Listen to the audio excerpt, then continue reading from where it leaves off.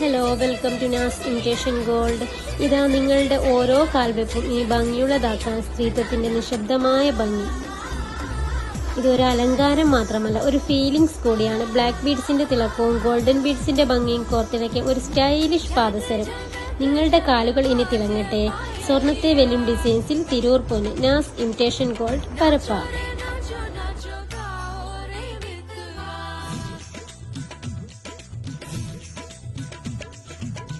ഗുജറാത്തി കാതള കെട്ടിയ മലയാളി പെണ്ണാണു നീ, പഞ്ചാബിയിൽ അഞ്ചി കൊഞ്ചും മണവാട്ടി പെണ്ണാണു നീ, മയിലാട്ടത്തിൽ